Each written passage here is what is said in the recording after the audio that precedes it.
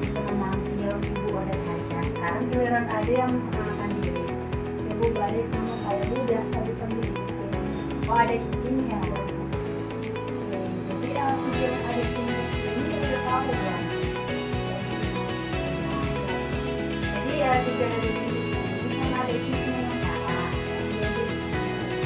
Oke, sebelum kita memulai salurnya, Ibu akan membaca atau memberitahu asas dan kontak kerja.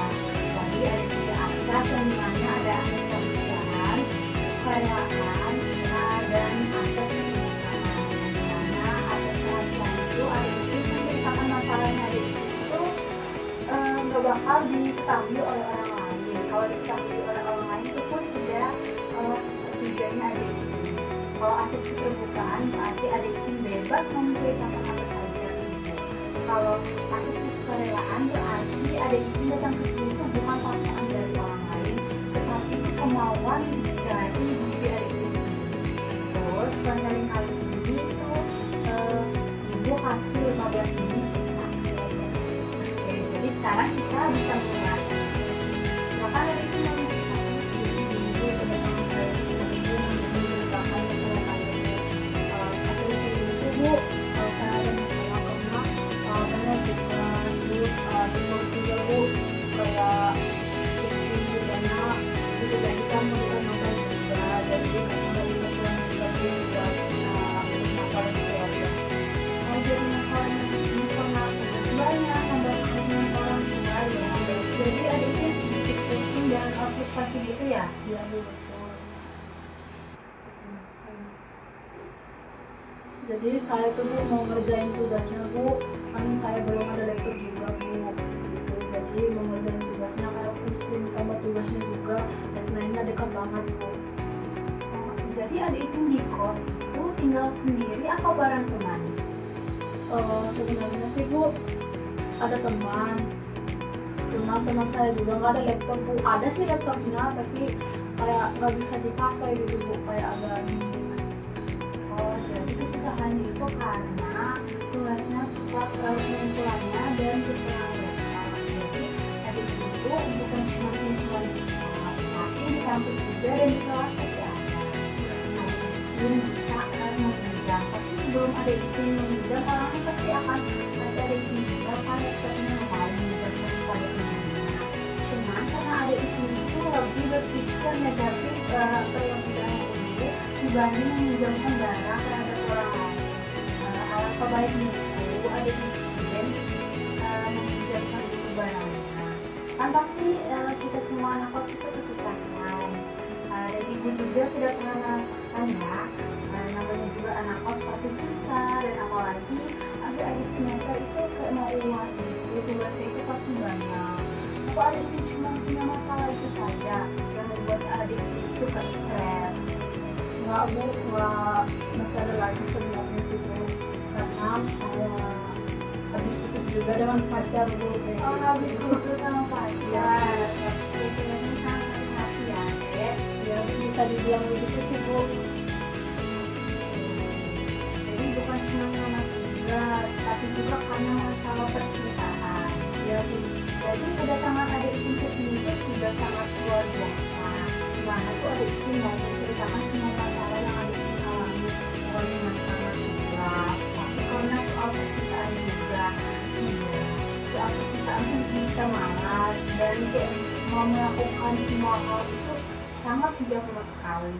Tapi cowoknya adik Itin yang memutuskan, apa adik Itin yang memutuskan cowoknya? Jadi gini kan Bu, apa-apa kalau saya ceritakan Bu, nggak apa-apa Bu. Kan gini kan Bu, sebenarnya akhir-akhir ini sih emang dia agak cuek gitu sih Bu, agak cuek. Kalau saya telepon nanya kabarnya, kadang dia nggak ngasih kabar, kadang telepon saya nggak diangkat sama dia. Terus tiba-tiba kemarin tuh dia buat masalah gitu loh Bu, dia buat masalah gitu. Tapi saya tahu kok sebenarnya kalau dia tuh emang mau putus dengan saya begitu. Terus pas ini teman dia nelfon ke saya, terus cerita semua tentang bahwa dia di sana udah punya yang baru gitu Bu, kayak sering di kosnya dia. Dan sebenarnya sih Bu, dia tuh kalau putus tapi udah putus aja gitu, makanya sih harus gitu. Oh, jadi gitu Iya, ya. Bu. Oke, terima kasih Adik. Kalau emang soal praktek itu, Adik juga mengintrospeksi Adik. Jika kalau cowoknya sudah selingkuh, Adik udah lama sama Adik. Adik ini masih siswa semester 1 apa semester berapa? Baru semester 1 sih, Baru semester 1 ya, masih lumayan lama untuk melanjutkan ke jenjang berikutnya. Bagus kok, masalah percintaan masih semua orang mengalami. Dan Adik ini tetap mau bersama dia apa udah nggak mau ya? kayaknya udah enggak dia, Bu. Soalnya udah dengar ceritanya, udah lihat sendiri juga bahwa dia sudah dengan yang lain. Jadi keputusan saya sekarang nggak mau lagi balik sendiri. Oke, jadi kamu sudah membuat tentang keputusan kamu bahwa kamu nggak mau lagi balikan sama dia. Bagus, keputusan itu ada di tangan Adik dimana Adik itu udah nggak mau balikan sama dia karena dia itu sukanya selingkuh itu. Nggak apa sih Adik itu, kalau Adik itu sudah punya niat dan sudah buat kalau udah mau balikan sama dia, Adik itu tetap fokus sama kuliah Adik ini, dimana Adik ini juga itu kalau tentang pacaran, dimana kalau udah punya masalah pasti semua orang itu merasa malas, gabut, kerja kayak gitu. Terus masa tugasnya itu banyak. Jadi ibu menyarankan di sini kamu lebih fokus kepada perkuliahannya kamu terlebih dahulu. Yang dimana akhir-akhir semester itu kan akan mengadakan UAS juga. UAS juga itu pasti para dosen itu memberikan tugasnya sangat banyak. Adik ini fokus saja pada perkuliahan Adik Itin, ngerjain tugas-tugas. Seperti yang Adik Itin katakan, kalau Adik Itin itu tidak memiliki laptop, tidak memiliki laptop. Kalau yang menjam pada teman-teman, yang dimana itu Adik Itin sudah menganggap itu dengan dekat gitu. Maksud sebenarnya sih dulu kan kalau saya itu nggak punya laptop. Nah, rencana saya juga Bu mau dekat sama teman-teman kelas itu dia bilang mereka bantu buat kerjaan tugas bukan bahkan dia cukup untuk menggunakan laptop mereka. Tapi Bu kayak teman kelas saya tuh Bu kayak apa namanya memilih teman gitu Bu. Jadi teman kelas kamu lebih memilih teman di mana itu kayak bahasa gaul sekarang circle ya. Iya, Bu, betul. Circle kan mereka memilih gitu. Kalau dengan memilih teman itu apa? Karena di dunia perkuliahan itu kan dimana orang udah serba mandiri. Kalau mereka memilih circle gitu, Adik bisa mendekatkan diri. Adik nggak usah pikir kalau bakal dijauhi lagi, bakal diomongin di belakang. Adik itu pendam saja perasaan atau pikiran yang kayak gitu. Kebaiknya Adik itu mencoba mendekati, ngajak ngobrol gitu. Kalau biasanya sebelum masuk kelas pasti ada nongkrong tuh di depan kelas.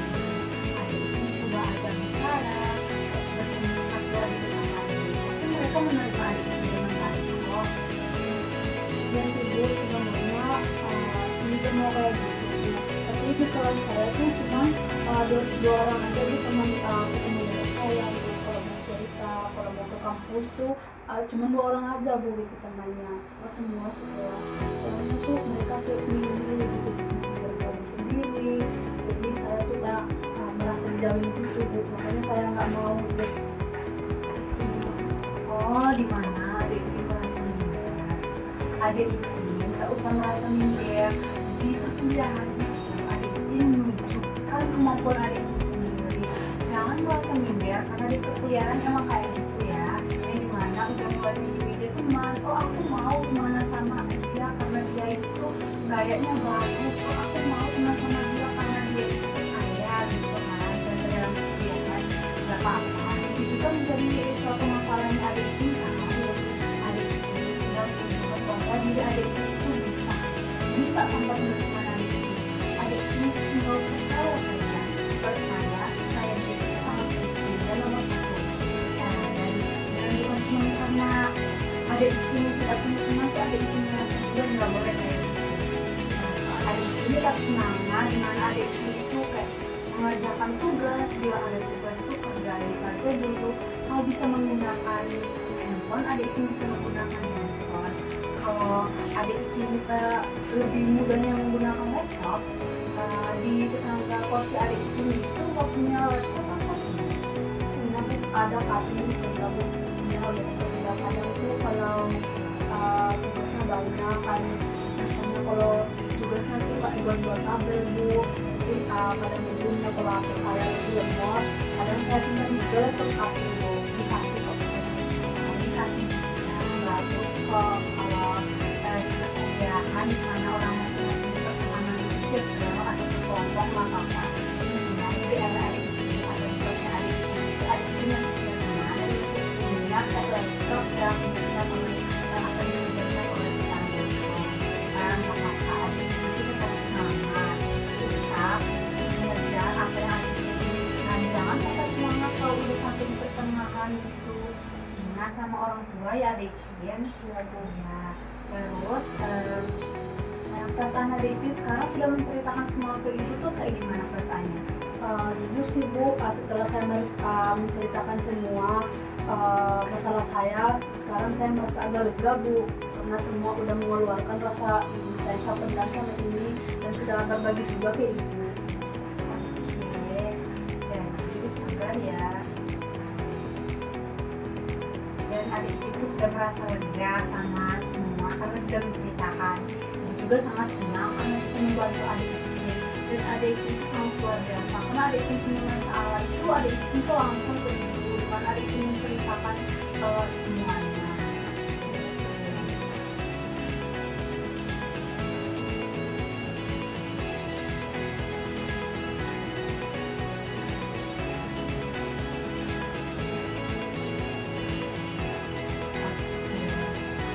Jadi sekarang ibu dapat menyimpulkan permasalahan adik itu. Jadi adik itu dimana itu kekurangan kayak laptop gitu untuk bekerja, tapi tadi ibu sudah menanyakan bahwa adik itu bisa meminjam laptop punya teman atau punya kakak yang itu sudah bagus. Jadi di sini permasalahannya adik ini sudah clear atau sudah selesai. Jadi adik ini tetap semangat untuk menjalankan kuliahannya dan jangan menyerah. Kalau soal percintaan itu nanti kalau adik ini sukses pasti dapat kok jodohnya. Terima kasih banyak ya Bu udah mendengarkan cerita saya dan sudah memberikan motivasi juga buat saya, memberikan dukungan karena saya sudah memberikan semua Bu, jadi agak lega sekali. Oke, sama-sama adik. Jadi kalau gitu Bu, saya pamit dulu karena sedikit lagi mau ke kampus. Oke adik, hati-hati ya adik. Ya, baik Bu, terima kasih Bu.